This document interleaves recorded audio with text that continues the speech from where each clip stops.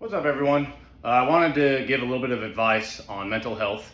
Part of what I'm trying to do with Anti-Fragile is create mental fortitude for our veterans and first responders.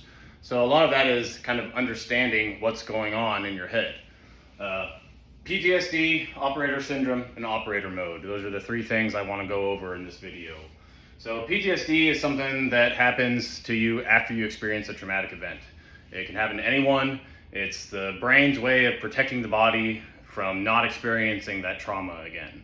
It can involve all kinds of things, but mainly avoidance and intrusive thoughts, nightmares, lots of symptoms and problems that go along with it.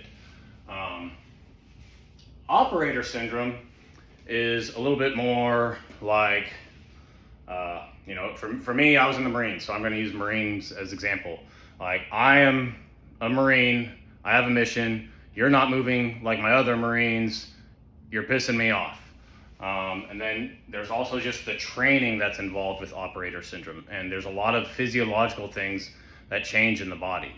So operator syndrome is talking about all of the symptoms as a whole, the whole problem. Operator mode is when that flip gets switched and you're stuck in autopilot. This is what happens to me sometimes. And now at least I'm aware of it and I can take better control of it, and I now have tools to help get out of it.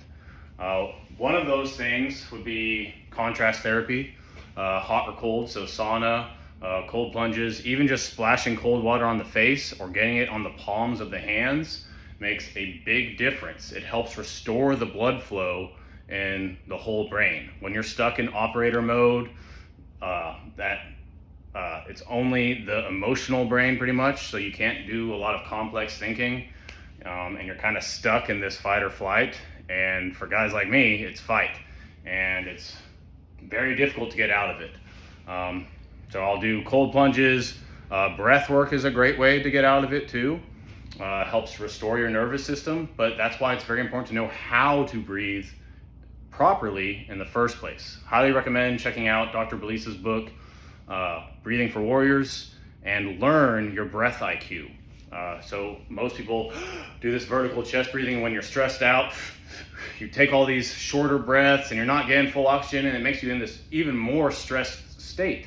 So when you know how to do proper breathing mechanics, horizontal, and use your diaphragm, you're able to get more oxygen, breathe in through your nose, slow everything down. You're still probably going to feel stressed if you're stressed out, but you won't be as stressed. Okay?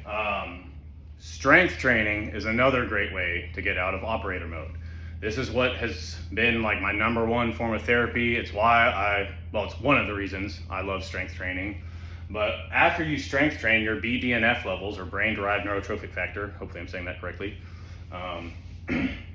your levels are restored. And shift workers or military guys or guys with traumatic brain injuries, their BDNF levels are low for multiple reasons. And this leads to other problems, hormone problems, sleep problems, just a whole host of problems that you tend to see in a lot of first responders or combat veterans. So try to incorporate some sort of strength training routine, do some contrast therapy, learn how to breathe, do some sort of mindfulness work, okay? And make sure you're eating the right foods. That makes a big difference in your mental health too.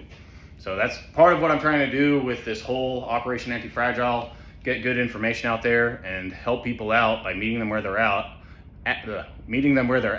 and then getting them what they need. Hopefully this helped. Just wanted to do a quick little thing to get some information out there.